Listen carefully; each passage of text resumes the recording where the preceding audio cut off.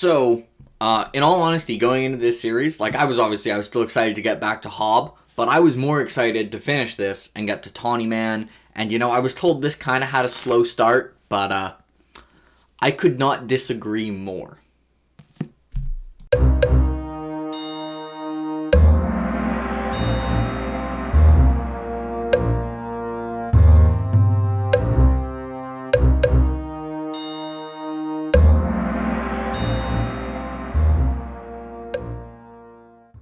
Hello everyone, we have the review for Ship of Magic by Robin Hobb, Book 1 in the Live Ship Traders trilogy. So the first thing I have to mention about this book before I go into just completely praising it for a long time, is that it is a part of a larger series, which is The Realm of the Elderlings, which is 16 books, and this is the second trilogy. It is recommended to read the Farseer trilogy before this, and the Farseer trilogy is kind of the more main storyline. So definitely don't skip the Farseer trilogy because it's very important for the total story, and definitely don't skip this because it's perfect. But that out of the way, I had high expectations for this, but because it's not like the main story, in all honesty, going into this book, I was more excited for Tawny Man, which is the next trilogy following Fitz. But Ship of Magic just came in and became my favorite book of all time. So this review isn't going to have cons. I will at the end kind of be like, maybe if you're really bothered by this, you might not like this book, but I basically don't have cons for this book. It's going to be all praise. But first, the question is, what is it about? And at its heart, Ship of Magic is a family drama. Basically, it is following a town called Bingtown, which is where traders live. Not traders as in people who betray people, traders as in live ship traders. So people obviously spend a lot of time out trading, but it's kind of the central hub where they live, and we are primarily following the Vestrit family, which is kind of an old school trader family, and they've had a boat, which is a live ship, for 3 generations. And the way live ships work is if one family sails and dies on its deck for 3 generations, it becomes fully sentient, and like the figurehead that's at the front of boats will become like a person and will be able to move and talk, and it also is just very, very good for sailing and can do trades that is unsafe in other boats. And this starts with the Vestrit's family live ship. It's the 3rd generation that sailed it is sick and dying, and its quickening is imminent, and it's mainly a family drama-ish type thing where there's a lot of conflict about who gets the live ship, and it's hard for me to explain why that part's so good, but that's kind of the general premise of the story. And I do want to mention, well, I guess this is part of what makes it good, but let's move to that. And the primary thing that makes this book truly incredible, you can probably guess what I'm going to say, it's the characters. But when I say it's the characters on this book, in terms of characterization, this is the best book I've ever read. It is off the charts characterization. Everyone in this book is so human and well developed and interesting, and you get to know them so quickly. I legit, after the first chapter, which is from the point of view of Kenneth, who's a character you'll meet, who's kind of an asshole, he's a pirate, he's like one of the only non-Vestrit point of views, but I already felt like I knew who he was, as well as protagonists, after reading an entire book from their point of view. And then the same thing happened with basically every other point of view. I got interested, I felt like I knew the protagonist, they felt like a person nearly instantly. Apparently, I've seen from AMAs with Robin Hobb that a lot of time when she introduces a character, she starts writing them and they come into the story already as a fully fleshed person, and it's more just she's figuring out who it is, but the person already existed, which, that must be nice. That kind of makes Robin Hobb, I think, hard to learn from characterization. It's just genius. I don't know how much you could really learn from a writing standpoint from this book, because just, yeah, see this person's much better than everyone else at characterization, basically. So yeah, character, and also, the boats themselves are wonderful. I love all the boats. They have arcs, and they have interesting dynamics, and they feel better fleshed out than most human characters. And not only are there incredibly flawed human characters that I was, like, ridiculously cheering for, there's also one of the most hateable villains I've ever read. And basically everyone knows what happens in Harry Potter, and it has two main villains, Umbridge and Voldemort. And pretty much everyone agrees Umbridge is the better villain, because she's kind of the more relatable villain compared to Voldemort, who doesn't really feel as much like a person. Kyle is a great villain for all the same reasons as Umbridge, in that how relatable of a villain he is, but he's a better villain by the same amount that Hobb is a better writer than Rowling, which Hobb is a better writer than Rowling. Anyway, Kyle is just, I hate Kyle. I hate Kyle so much. He's an arrogant, ignorant, sexist, vindictive, moronic, irrational, bird-brained, cowardly, self-righteous, self-centered, delusional waste of space. The most useful thing Kyle will do in his entire life is to feed scavengers, whether it be serpent or crows, depending on where he dies. I think in this series, he should be evidence for the religion and that there is divinity, because the chances of someone being this shit by just coincidence is basically zero. I would say Kyle is as bad as puppies are good. And if I had to save Kyle's life in order to also save my own life, both of us would die. So, I would say I dislike Kyle. But, man, fuck Kyle. He's so bad. I hate him. Anyway, in this case, that's very good writing, because you're supposed to hate Kyle. Even though, like, objectively, I've read way worse characters, but he's become my most hated character of all time. So, I know, like, the last book tag I did was Choose Your Own Adventure, and I had to choose someone I love to hate. I'm revising that to Kyle, okay? I hate Kyle the most by far. Anyways, we're moving on. Also, my two favorite characters in this book that I was cheering for was Wintro and Athleia, who are both some of the best characters I've ever read.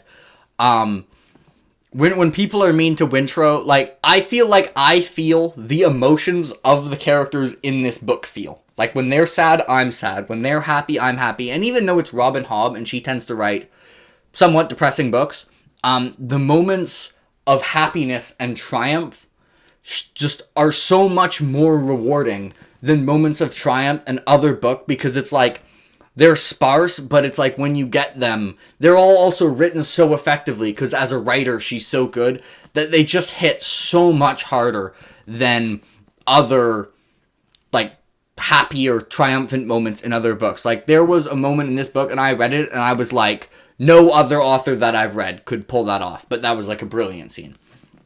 And that brings up the next thing. Actually, I also want one reason why I think her characters are so good is her just mastery of dialogue. Before reading this, I had her in my top 3, and I wasn't sure whether she was 1, 2, or 3 for the best dialogue writers I've read. She's 1. And the thing that, other than, like, she won't have an awkward line, there isn't an awkward line of dialogue in this book, or in the Farseer trilogy. She can't write an awkward line of dialogue if she tried. Well, actually, if she was writing an awkward person, then she could. But anyway, you know what I mean. But what she really masters is the aspect that's just true, that if you think of how you talk to people in your life, like if you think of, like, lots of authors are good at, like, voice of people talking, so all the characters will talk differently. What she's a level ahead of most other authors are, is that, like, if I'm talking to my mom, I'll be talking differently to when I'm talking with a long-term friend, who I'll talk slightly different to than if I'm talking to someone I just met, or an acquaintance, or my boss at work, or a professor.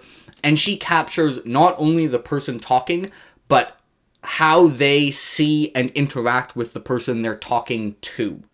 And it's so well done. Like, the first point of view is from Kenneth, and then the second is Wintro, and you can see, like, the change in dialogue. And when the previous book, when I just started, it was almost jarring how much better it was than everything else I'd read for the last few months, and then I got used to it being that good, and now I've gone back to another book, and I'm like, holy crap, like, these aren't bad, but Hobb is just so much better at it.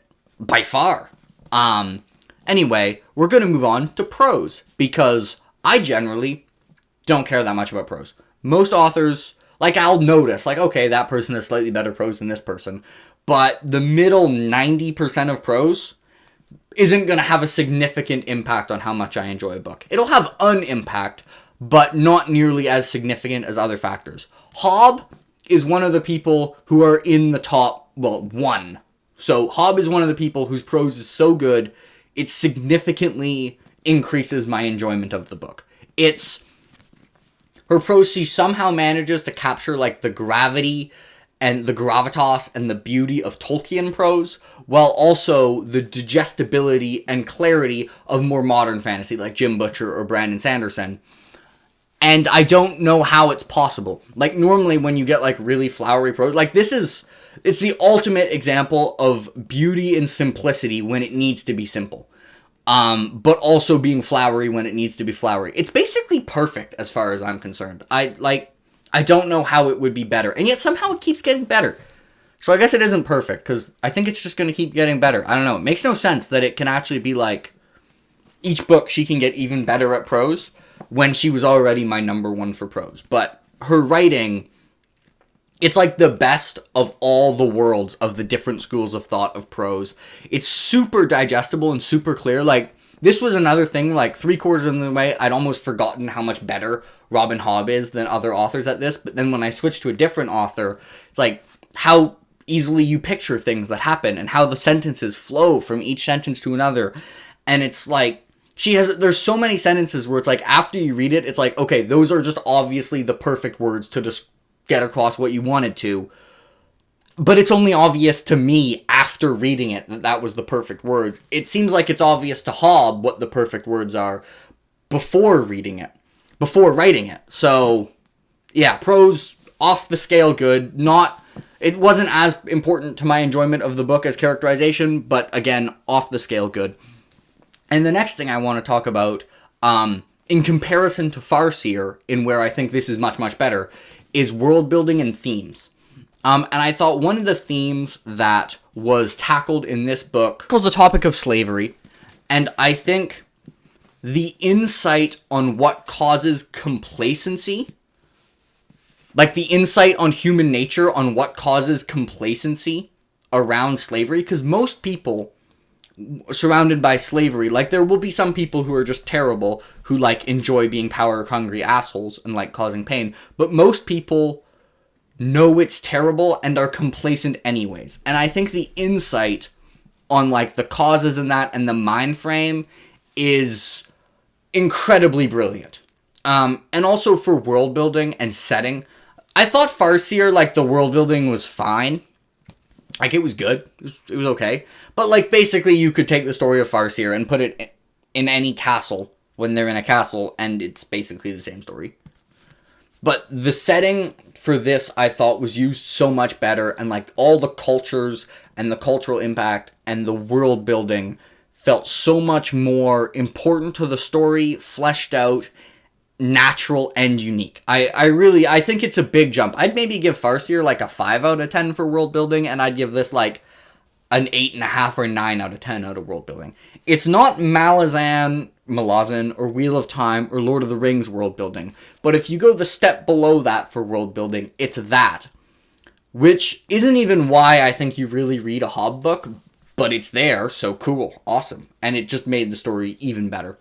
And then, I guess the weakest aspect of the book is the plotting, but I'd still give it, like, the plotting is really, really good. Like, I think the plotting and the pacing and the way things come together and the sense of progress and setup and payoff and something in, like, one character's chapter affecting naturally something in another was much stronger than all 3 books of the Farseer trilogy. Much stronger. I thought it was very, very good. And also I will say, it's not the most unpredictable novel ever. Like, there's lots of things I predicted, but usually when predictability is bad is when there's no tension, because it's super obvious how the good guy's gonna win. But in this case, all my predictions were that things would go awful, And so it added tension. And I gotta say, in terms of tension, coming down the stretch, it's one of the best books I've ever read. And even like the ending in general, if you all know me, you know I'm a big fan of my super crazy endings. And in terms of like how it's epic and scale, this isn't that crazy of an ending. But in terms of the emotional impact, it's one of the best endings I've ever read. Like going in like halfway through this book, I was like, this might be the best book I've ever read. But then I'm like, okay, you look at my other favorite books, like Words of Radiance and a few Wheel of Time books and Toll the Hounds, and Changes and Battleground, like Dresden books. And the last third of those books are all pretty damn fantastic. And I'm like, is it really going to hold up? And even though in terms of scale, it was smaller, in terms of impact and tension and emotions, it would be one of the best endings to a book I've ever read. So I think that's 15 minutes now of me basically just saying how amazing it is. I'm going to say the two things that didn't bother me at all. These are not cons for me, but I could see leading to other people enjoying this book less. And the first of which is if you want an action-packed book, this just isn't. There's maybe 3 action scenes in the entire book, and the first one's on page like 440. I gotta say, when Hobb has action scenes, she's really good at writing action. She just doesn't have very many of them. So it's just as simple of, if you want an action-packed book, this isn't one. It's about interpersonal conflicts and battles of wills and minds, and it doesn't have that much trying to hit people with swords. Sometimes people get beat up, but I don't know if you can really count that as action if they don't really fight back. You just get hit in the head. Is that action? I don't think so. And the other is characters being irrational. Now, I think there's 2 general ways characters can be irrational, and one of these ways does not bother me in the slightest. And if anything, is just good character writing, and that's what this is. And the other way, I think, is bad plotting. Oh, hello. Vin probably agrees with me. So Vin would tell you that when characters being irrational is bad is when the author doesn't know where to take the plot. It's when the author doesn't know where to take the plot. Like, the author for the plot needs a character to be in a certain location. And so they just have the character go there, even if it makes no sense for their character to do that and is dumb. This doesn't do that at all. What this book has is characters being human, and humans are not particularly rational.